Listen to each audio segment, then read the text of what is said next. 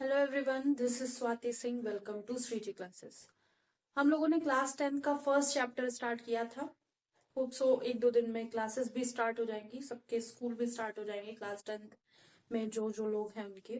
ठीक है, तो फर्स्ट चैप्टर स्टार्ट कर लिया था। पहले चैप्टर में हम लोगों ने केमिकल इक्वेशन और टाइप्स ऑफ केमिकल इक्वेशंस या केमिकल रिएक्शन पढ़ेंगे। तो पहले हम लोगों ने सारे रिएक्शन के टाइप्स, थोड़ा सा इंट्रोडक्शन की, क्या क्या कैसे कैसे रिएक्शन हो रही, इक्वेशन कैसे करनी है, और बेसिकली इसमें हमने बैलेंसिंग ऑफ द इक्वेशन भी कर ली है। आज हम डिकम्पोजिशन रिएक्शन करेंगे। ठीक है, तो हेडिंग डाल लेते हैं डिकम्पोजिशन। अब डिकम्पोज मतलब किसी चीज को ब्रेक करना। ठीक है, डिकम्पोजिशन रिएक्शन। अब इसकी सारी जो जो चीजें हैं हमें करनी है विद एक्सपेरिमेंट, जो एनसीईआरटी में दे रखे हैं या एग्जाम्पल, वो सारे बात करेंगे। ठीक है, डिकम्पोजिशन मतलब जो चीजें ब्रेक कर रही हैं। तो लास्ट टर्न में हम लोगों ने कॉम्बिनेशन रिएक्शन की बात करी थी। डिकम्पोजिशन रिएक्शन में क्या है, एक single product breaks into simpler products. एक single reactant breaks into simpler product. मतलब कहने का कोई एक सिंगल होगा ए और वो बी प्लस सी या डी में भी ब्रेक हो सकता है। मतलब एक कंपाउंड होगा हमारे पास, वो कंपाउंड ब्रेक हो रहा होगा दो से तीन चीजों में। ठीक है, उसी को डिकम्पोजिशन रिएक्शन बोलते हैं। When decomposition reaction is carried out by heating is known as thermal decomposition. ठीक है, जब हम डिकम्पोजिशन के लिए किसी भी रिएक्शन में हीट का प्रयोग करते हैं, किसी भी रिएक्टेंट को ब्रेक करने के लिए हमने हीट प्रोवाइड कराई है, तो उस रिएक्शन को बोलेंगे थर्मल डिकम्पोजिशन। ठीक है, अगर हम ए को ब्रेक करने के लिए कुछ हीट दे रहे हैं तब वो बी प्लस सी में कन्वर्ट हो रहा है, तो इस रिएक्शन को थर्मल डिकम्पोजिशन कहेंगे। Decomposition reaction requires energy. जब भी डिकम्पोजिशन रिएक्शन होगी उसको कुछ ना कुछ एनर्जी की जरूरत चाहिए या जरूरत होगी, क्योंकि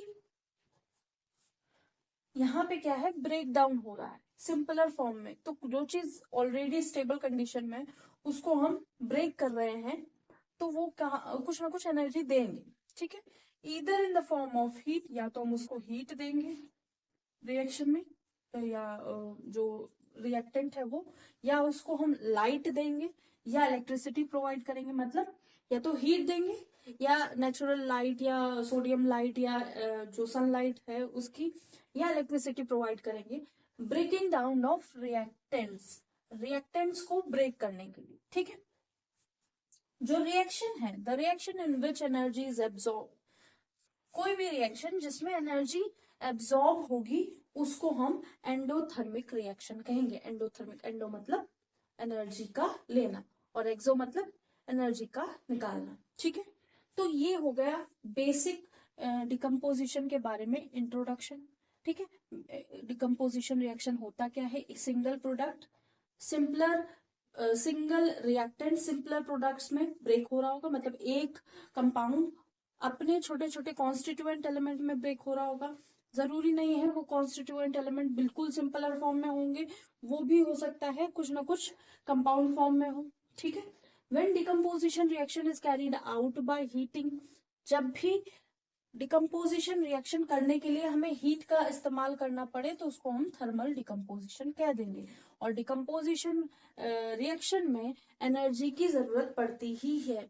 ठीक है, जब डिकम्पोजिशन रिएक्शन में हम कुछ ना कुछ एनर्जी देंगे ही तभी वो सिंपलर प्रोडक्ट्स में ब्रेक हो रहा होगा हमारा रिएक्टेंट। ठीक है, या तो हम उसको हीट के फॉर्म में दे रहे होंगे, या लाइट के फॉर्म में दे रहे होंगे, या इलेक्ट्रिसिटी के फॉर्म में दे रहे होंगे। ठीक है, अब सारे एग्जाम्पल लिख लेते हैं जो हमारे पास हैं, अवेलेबल हैं, और हम लोगों ने जो एक्टिविटीज वगैरह में दिए रहते हैं एनसीईआरटी में, वो सारे एग्जाम्पल और एक्स्ट्रा एग्जाम्पल जो भी होंगे वो सारी हम बात करेंगे। ठीक है, तो होप सो ये नोट कर लिया होगा, एक मिनट देते हैं। नोट कर लीजिए इसको।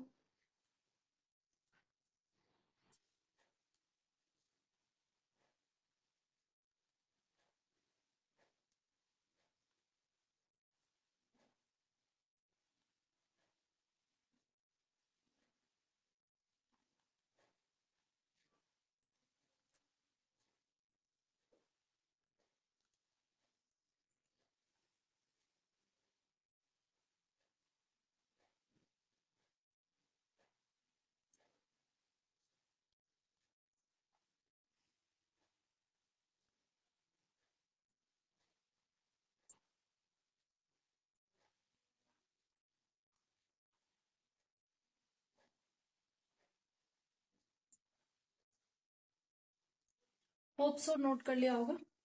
इसको रब करते हैं, एग्जाम्पल करते हैं इसके। तो यहाँ पे फर्स्ट एग्जाम्पल है हमारा फेरस सल्फेट। फेरस सल्फेट ये क्या होता है, सॉलिड स्टेट में होता है। ठीक है, अब जब सॉलिड में है, इसको हम लोगों ने क्या किया, हीट किया। हीट का साइन ये होगा, या फिर ब्रैकेट में आप हीट लिख सकते हैं। ठीक है, फेरस सल्फेट को हमने हीट किया जो सॉलिड स्टेट में था। फेरस सल्फेट किस कलर का होगा, ग्रीन कलर का होगा। ठीक है, जब हमने इसको हीट किया तो हमको क्या मिला, हमको स्मेल आने लगी। ठीक है, ओडर कैसी, बैड स्मेल, बैड स्मेल आने लगी। वो किसकी थी, बैड स्मेल किसकी थी, वो बैड स्मेल थी सल्फर की। तो हमने जब फेरस सल्फेट को हीट किया, वो पहले तो इसमें बन गया Fe2O3, जिसका नाम है फेरिक ऑक्साइड। ठीक है, फेरिक ऑक्साइड, और साथ में हमको गैस मिली ये वाली, और ये sulphur dioxide and sulphur trioxide. ठीक है, sulphur dioxide and sulphur trioxide, और ये सॉलिड के फॉर्म में मिलेगा। तो हमने FeSO4 को हीट किया, हमें Fe2O3 that is ferric oxide मिला, और साथ में हम लोगों को दो गैस मिली that is sulphur dioxide and sulphur trioxide. Sulphur dioxide and sulphur trioxide जो है वो बैड स्मेल करती हैं। ठीक है, और यहाँ पे जो प्रोसेस है वो हीट देने से हुआ है, तो ये थर्मल डिकम्पोजिशन होगा। This is the example of thermal decomposition. ठीक है, वैसे तो डिकम्पोजिशन बोलेंगे, अगर बेसिकली स्पेसिफिकली पूछ लिया गया कि डिकम्पोजिशन है, किस टाइप का डिकम्पोजिशन है, तो वो ध्यान रखना। अब हमारे पास है कैल्शियम कार्बोनेट। ठीक है, सेकेंड इसका एग्जाम्पल है कैल्शियम कार्बोनेट या लाइम स्टोन। ये भी क्या है, सॉलिड स्टेट में, इसको लाइम स्टोन कहेंगे। ठीक है, वाइट वाइट होता है ये। ठीक है, इसको क्या किया, हीट किया गया, तो हमको क्या मिल गया, CaO, क्विक लाइम मिल गया। लाइम स्टोन को हीट करने पे हमको क्विक लाइम मिल गया। ठीक है, और साथ में हमको गैस मिली CO2। ठीक है, साथ में हमको गैस मिली CO2, और ये सॉलिड स्टेट। तो यहाँ पे भी क्या है, कैल्शियम लाइम स्टोन है, कैल्शियम कार्बोनेट, उसको हीट करके क्विक लाइम बनाया, और साथ में CO2 गैस निकली। अगर हमें पता करना है कि यहाँ कौन सी गैस निकल रही है, तो एक आइडेंटिफिकेशन टेस्ट होता है। हम क्या करेंगे, CaCO3 को हीट करेंगे। हीट करने के बाद इस जो टेस्ट ट्यूब है उसके सामने हम लोग क्या लगा देंगे,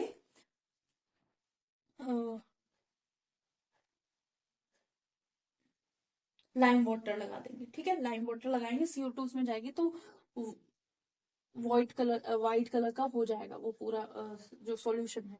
वो भी नहीं बात करते, हम डिकम्पोजिशन रिएक्शन की बात करते हैं। तो ये क्या है, ये अब देखिए FeSO4 क्या था, Fe था, O था, S है, O है, S है, O है, तो सिंपलेस्ट फॉर्म में ब्रेक हो रहा है। जरूरी नहीं कि बिल्कुल Fe अलग हो गया, S अलग हो गया, O अलग हो गया, ऐसा नहीं। वो एक कंबाइंड फॉर्म में ही निकलेगा, कुछ ना कुछ ऐसा प्रोडक्ट बना रहा होगा जो कुछ मीनिंगफुल हो। ऐसा नहीं कुछ भी कि हमने CaCO3 को ब्रेक कर दिया तो कैल्शियम अलग हो गया, कार्बन अलग हो गया, ऑक्सीजन अलग हो गया, ऐसा नहीं होगा। कुछ मीनिंगफुल कंपाउंड ही बन रहा होगा। ठीक है, तो लाइम स्टोन से क्विक लाइम बना, और साथ में CO2 गैस निकल गई। ये भी हमारा डिकम्पोजिशन के अंडर थर्मल डिकम्पोजिशन ही कहलाएगा। ठीक है। PbNO3, PbNO3 क्या होता है? Lead nitrate. लेड नाइट्रेट को जब हम हीट करेंगे, लेड नाइट्रेट, इसको हीट करेंगे, ठीक है, तो हमको क्या मिलेगा? लेड नाइट्रेट सॉलिड स्टेट में ये भी होगा, तो हमको ब्राउन फ्यूम्स मिलेंगी। जब इसको हम हीट करेंगे तो ब्राउन फ्यूम्स मिलेंगी, ब्राउन फ्यूम्स मिलेंगी। ब्राउन फ्यूम्स किसकी होंगी? Nitrogen dioxide. ठीक है, ब्राउन फ्यूम्स या ब्राउन कलर का धुआं निकलेगा। ठीक है, तो ये क्या हो जाएगा? ये भी हमारा डिकम्पोजिशन रिएक्शन हो जाएगा। यहाँ पे हमको क्या क्या मिला है? लेड नाइट्रेट को हीट किया तो लेड ऑक्साइड मिला, पहला लेड ऑक्साइड। और लेड ऑक्साइड कैसा होगा? सॉलिड होगा, साथ में NO2 गैस होगी, साथ में O2 गैस होगी। किसी भी रिएक्शन का ड्राइविंग फोर्स क्या होगा? ड्राइविंग फोर्स मतलब किसी भी रिएक्शन में होने का क्या उसका मतलब होगा? अगर कोई भी रिएक्शन हो रही है और उस रिएक्शन के होने में गैसेस रिलीज हो रही हैं, तो बहुत ही स्टेबल रिएक्शन है वो, और वहां पे अगर गैसेस रिलीज हो रही हैं तो स्टेबल रिएक्शन है, और वही उसका ड्राइविंग फोर्स होगा। मतलब कहने का यहाँ पे PbNO3 में NO2 और O2 गैस निकली, तो ये क्या हो गया? PbNO3 को हीट करने में जो NO2 और O2 मिल रही है, यही जो डिकम्पोजिशन रिएक्शन है उसका ड्राइविंग फोर्स है। तो ये भी यहाँ पे हीट कर रहे हैं, इसको हम हीट कर रहे हैं, तो ये भी हमारी थर्मल डिकम्पोजिशन होगी।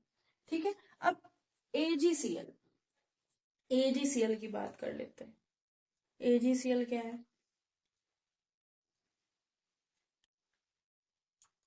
AgCl क्या है? Silver chloride. इसको हम कहाँ रखते हैं? सनलाइट में रखते हैं, सनलाइट। यहाँ पे लाइट का इस्तेमाल हुआ है, ठीक है, सनलाइट की जगह HNu भी रख देते हैं। ठीक है, ध्यान रखना। तो इसको बोलेंगे सिल्वर क्लोराइड, जो हमारा सॉलिड स्टेट में होगा। इसको सनलाइट में रख देंगे तो कैसा हो जाएगा? ब्लैक हो जाएगा। ठीक है, या सॉरी ब्लैक नहीं, ग्रे हो जाएगा। सिल्वर क्लोराइड जो व्हाइट कलर का है वो कैसा हो जाएगा? ग्रे इन सनलाइट। ये कैसा होगा? व्हाइट होगा। और कैसा हो जाएगा? ग्रे। ठीक है, अब ग्रे हुआ तो क्या हुआ? This is due to decomposition of silver chloride into silver and chlorine. तो ये सॉलिड होगा, ये गैस होगा। तो दिस रिएक्शन का भी ड्राइविंग फोर्स है फॉर्मेशन ऑफ गैस। ठीक है, तो यहाँ पे हमने AgCl को क्या किया? हीट, लाइट दी, लाइट से, लाइट देने पर उससे क्लोरीन निकल गया और Ag बच गया, जो हमारे पास ग्रे कलर का होगा। ठीक है, ठीक है। इसी तरह अगर हम सिल्वर ब्रोमाइड लेते हैं, इसको नोट कर लीजिए, फिर नेक्स्ट एग्जाम्पल लेते हैं।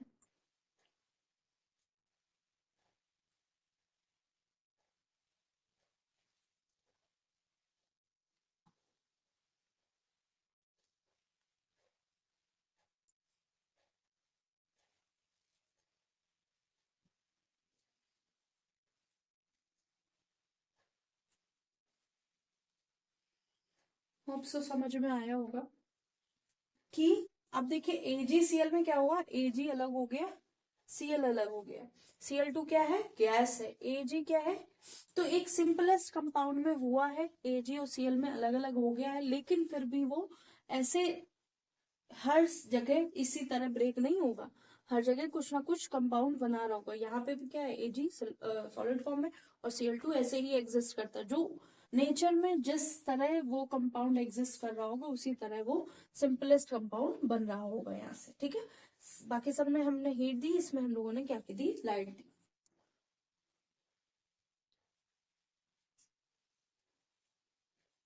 रब करें, नेक्स्ट एग्जाम्पल देखते हैं।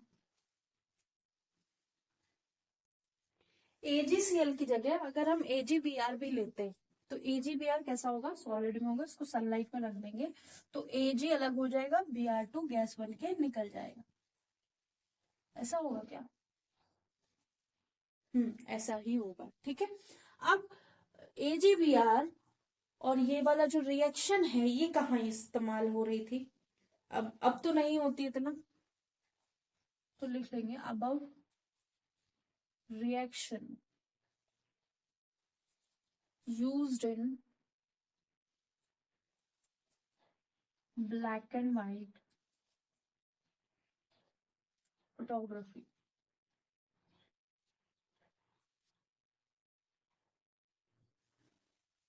जो पहले कलर से पहले ब्लैक एंड व्हाइट फोटोग्राफी होती थी, वो क्या है, वहां पे इस रिएक्शन का इस्तेमाल हुआ। ठीक है। पहले क्या होता था, एक नेगेटिव होता था, ऐसे छोटे छोटे नेगेटिव होते थे, उसमें ऐसे यहाँ पे ऐसे ऐसे होल थे, ये ऐसे रील के फॉर्म में आता। रील मतलब ऐसे सर्कुलर सिलेंड्रिकल होता था, उसमें ये फंसा होता था ये। अब इसमें क्या होता है, छोटी छोटी ऐसे फोटो लगी होती थी, और ये डॉट्स जो थे उसकी वजह से ये कैमरा के अंदर रील होती थी, और जैसे ही फोटो खींचती थी तो ये ऐसे रील रोल होती थी। यहाँ पे ऐसे पिक्चर आई, ठीक है, ये कैमरा से हम लोगों ने खींची और इसमें पिक्चर बनी, तो ऐसे रोल होती, जो खिंचती जाती थी, और ये यहाँ से ऐसे निकल के इसके लेंस के पीछे लगी होती थी। ठीक है, लेंस के पीछे लगी होती थी ऐसे ऐसे। अभी मेरे पास एक रखा होगा, लेकिन उसको कलर फोटो आती है। ठीक है। तो अभी भी है, जैसे निकॉन वगैरह अभी भी इस्तेमाल कर रहे हैं, जिसमें अभी जैसे कैमरा देखे होंगे, छोटे वाले कैमरा होते हैं, उसमें तुरंत फोटो आ जाती है, तो उसमें तो थोड़ा सिस्टम अलग है, इनका थोड़ा अलग था। तो इसमें क्या था, रील थी ऐसे, और ये रोल ऐसे इसमें फंसाया जाता था। अब यहाँ से फोटो खींची, यहाँ पे क्लिक किया, यहाँ पे बटन होती थी, क्लिक किया, फोटो खींची, तो ये रोल जो है ना, ये जो रील जो है वो इधर चली गई। ठीक है, इधर चली गई, और इधर एक रोल जैसा बना होगा उधर चली गई। अब ये जो है न्यू फिल्म इसके पीछे लगती थी, अगर हमने बहुत सारी फिल्म फोटोज खींचनी तो न्यू फिल्म इसके, फिर इसको पूरी पूरी रील ऐसे ही सिलिंड्रिकल फॉर्म में निकल आती थी। अब उसको हम ऐसा करते थे, सीधा सीधा करते थे, सीधा करके अब यहाँ पे क्या होती है, बहुत छोटी छोटी पिक्चर्स होंगी, मेरे पास रखे होंगे निगेटिव, इनको निगेटिव्स कहा जाता था। ठीक है, इनकी बड़ी पिक्चर बनाई जाती थी, ब्लैक एंड व्हाइट बड़ी पिक्चर्स ऐसे, पासपोर्ट साइज भी बनती थी, और पोस्ट कार्ड साइज के भी बनती थी। ठीक है, तो तब ये इस्तेमाल होती थी। आज से वैसे तो अभी तक हुई है, मुझे लगता है 20 साल पहले या 30 साल पहले होती रही होंगी, लेकिन अब कलर आई, फिर कलर के बाद जैसे ही कलर आए उसके बाद वीडियोग्राफी आ गई, वीडियोग्राफी के बाद वो जो हैंड कैमरा होते थे, ये वाले हैंडीकैप्ड वगैरह, बहुत सारे कैमराज आ गए, अब तो मोबाइल आ गए सबके पास, तो इन सब की जरूरत ही नहीं। लेकिन AGBR अगर ब्लैक एंड व्हाइट फोटो निकालते हैं तो हमें ये वाली रिएक्शन नेगेटिव से फोटोग्राफी में इस्तेमाल करने के लिए ये रिएक्शन की जरूरत पड़ती थी। तो ये हो गया हमारा डिकम्पोजिशन रिएक्शन। ठीक है, अब हम कुछ क्वेश्चंस कर लेते हैं। ठीक है, और उसके बाद डिस्प्लेसमेंट रिएक्शन करेंगे। ठीक है, या फिर पहले डिस्प्लेसमेंट रिएक्शन कर,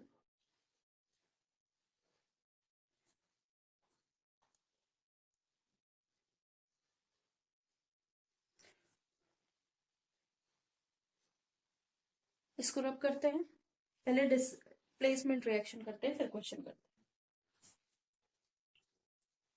तो ये है हमारी डिस्प्लेसमेंट रिएक्शन। यहाँ पे क्या है, सच reactions in which, such reaction यहाँ लिख लेते हैं, in which one element of the compound is displaced, या फिर डिस्प्लेस किया जाएगा, या फिर लिख सकते हैं रिमूव्ड, डिस्प्लेस्ड और removed by another element form a new compound.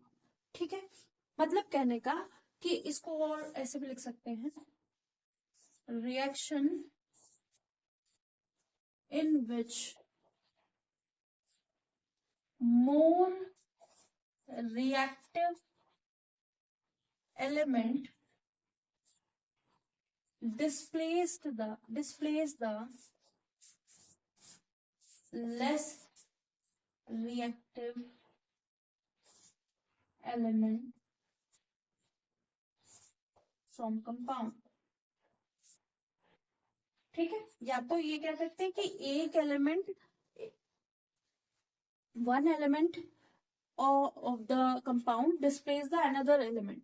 ठीक है, अब यहाँ पे जैसे हमने लिया कि आयरन, ठीक है, या फिर हम ऐसे लिख सकते हैं ऐसे, जैसे ए बी जो है रिएक्ट कर रहा है सी के साथ, तो सी ने क्या किया, बी को रिप्लेस करके ए सी बना दिया और बी अलग हो गया, ठीक है।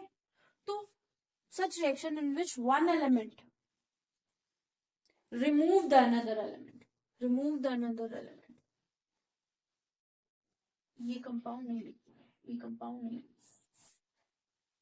In such reaction in which one element displaced by another element and form a new compound, ये सही है ज्यादा, ठीक है। तो reaction in which more reactive element displaces the less reactive element of compound, ठीक है।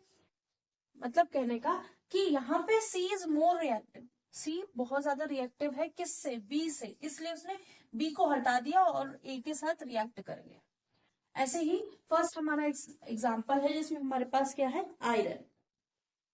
अब आयरन कैसा है, सॉलिड स्टेट में है, जैसे आयरन नेल्स वगैरह ले ली, और उसमें क्या उसको क्या किया, या कीले कह सकते हैं, लोहे की कीले, उनको हमने एक्वस कौन सा था, एक्वस मतलब सॉल्यूशन था किसका, कॉपर सल्फेट का, कॉपर सल्फेट के सॉल्यूशन में डाल दिया। तो ये जो ब्लू कलर का था ये फेड हो गया, फेडेड हो गया। ऐसा क्यों हुआ, ब्लू कलर का था और फेड हो गया, फेड हो गया, फेड हो गया, मतलब कहने का मतलब कि आयरन ने कॉपर को डिस्प्लेस कर दिया, ठीक है, आयरन ने कॉपर को डिस्प्लेस कर दिया, और आयरन नेल के ऊपर जो है ना, जो आयरन नेल होगी, आयरन नेल जो है वो क्या कर लेगी, निकाल लेगी कॉपर को फ्रॉम कॉपर सल्फेट, ठीक है। जैसे हमने एक ये लिया टम्बलर, इसके अंदर CuSO4 रखा, अब इसमें एक आयरन नेल डाल दी हम लोगों ने, ठीक है, कैसे कील जैसे इसके अंदर डाल दी, तो क्या हुआ, जो पहले ब्लू कलर का था वो फेड हो गया, तो जो आयरन नेल्स होगी ना वो क्या करेगी, डिस्प्लेस कर देगी, कॉपर को हटा देगी, अपना आयरन इसके अंदर डालना शुरू कर देगी, ठीक है, अपना आयरन इस सॉल्यूशन के अंदर डालना शुरू कर देगी और कॉपर अलग हो जाएगा। तो यहाँ पे क्या है, ये कैसे फॉर्म में था, अब सॉल्यूशन में जो हो जाएगा Fe आ जाएगा, FeSO4 जो ब्राउन कलर का हो जाएगा, लाइट ब्राउन कलर का, या फिर कह सकते हैं जो ये जो है ना हमारा, ये ब्लू, ये फेड हो जाएगा और ये सॉलिड हमें को मिल जाएगा। अब ऐसे ही जिंक के साथ होगा, तो यहाँ पे जिंक ने क्या किया, कॉपर को डिस्प्लेस करके, ये ब्लू सॉल्यूशन था, ये ब्लू सॉल्यूशन था, वो भी फेड हो गया, यहाँ पे क्या हो गया, जिंक बन गया, कॉपर अलग निकल गया सॉलिड फॉर्म में। अगर हमने पीबी को, लेड को रिएक्ट कराया किसके साथ, कॉपर क्लोराइड के साथ, कॉपर क्लोराइड के साथ रिएक्ट कराया तो लेड क्लोराइड बन गया और यहाँ पे सॉलिड हमारा ये निकल आया। तो यहाँ पे Fe is more reactive than Cu, Zn is more reactive than Cu and Pb is more reactive than Cu। मतलब जो भी यहाँ पे हम लोगों ने लिया है, चाहे Fe लिया है, चाहे Zn लिया है, चाहे Pb लिया है, सब क्या था, ज्यादा रिएक्टिव थे किससे, कॉपर से। ये वाली जो पहले वाला मिटा दिया है, ये वाले लिखना और ये वाले लिखना, मतलब एक जो एलिमेंट होगा हमारे पास वो मोर रिएक्टिव होगा, और जो कंपाउंड फॉर्म में होगा उस कंपाउंड फॉर्म में उस एलिमेंट को हटा देगा जो लेस रिएक्टिव होगा उससे, ठीक है। तो अब ये हमें कैसे पता चलेगा कि ये मोर रिएक्टिव है, ये लेस रिएक्टिव है, ये हमको पता चलेगा रिएक्टिविटी सीरीज से, ठीक है। तो अभी तो इसको नहीं कराएंगे क्योंकि हम रिएक्टिविटी सीरीज बाद में कराएंगे, ठीक है। अभी हम इसके साथ केवल हम रिएक्शन पढ़ रहे हैं, ठीक है। तो डिस्प्लेसमेंट रिएक्शन में क्या है, रिएक्टिविटी सीरीज पर वर्क करती है, जो एलिमेंट मोर रिएक्टिव होगा वो लेस रिएक्टिव एलिमेंट को हटा देगा, जैसे यहाँ पे आयरन ने कॉपर को हटाया, जिंक ने कॉपर को हटाया, लेड ने कॉपर को, ठीक है। डबल डिस्प्लेसमेंट नेक्स्ट क्लास में करेंगे, अब एक दो क्वेश्चन देख लेते हैं।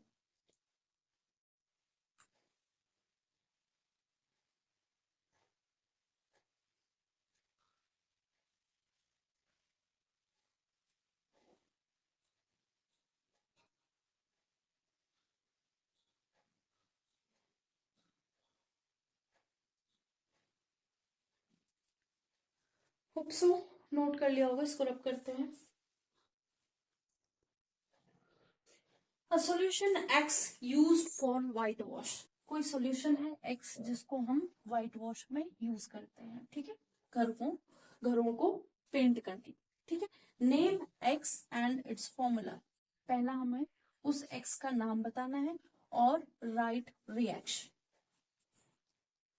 ठीक है।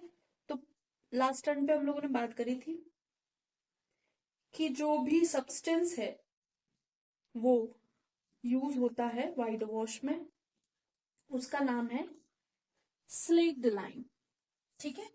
व्हाइट वॉश के लिए कौन सा यूज हो रहा है, ए का आंसर है स्लेक्ड लाइम, ठीक। और इसका फॉर्मूला क्या है, स्लेक्ड लाइम का फॉर्मूला है CaOH whole twice, calcium hydroxide, ठीक है। अब इसकी रिएक्शन लिख लेते हैं। रिएक्शन क्या है, जब हम CaO को, क्विक लाइन को हीट करेंगे, सॉलिड CaO है उसको क्या करेंगे, हम वाटर में मिक्स करेंगे, हीट नहीं करेंगे, ठीक है। और यहाँ पे ये एक्सोथर्मिक रिएक्शन होगी, यहाँ पे क्या होगा, इवोल्यूशन ऑफ हीट होगी। ये क्या है, क्विक लाइन, इसको क्या करेंगे, वाटर में मिक्स करेंगे, तो हमको CaOH होल ट्वाइस मिलेगा, साथ में हीट निकल रही है। यही है हमारा स्लेक्ड लाइम, जिसको हम व्हाइट वॉश में यूज करते हैं। और ये जब व्हाइट वॉश हो जाता है, एनवायरमेंट में रहता है, एनवायरमेंट में रहने के बाद ये क्या करेगा, ये CO2 के साथ रिएक्ट करके CaCO3 बना लेता है, ठीक है, जिसको बोलते हैं कैल्शियम कार्बोनेट, ठीक है। कैल्शियम कार्बोनेट ये एक्स्ट्रा है, ठीक है, कैल्शियम कार्बोनेट लास्ट टर्न पे कराया हुआ, ठीक है, जो शाइनी इफेक्ट देता है इसको, मार्बल लाइक, मार्बल भी इसी से बनता है ना, शाइनी इफेक्ट देता है किसको, व्हाइट वॉश। तो ये हो गया हमारा आज का क्वेश्चन।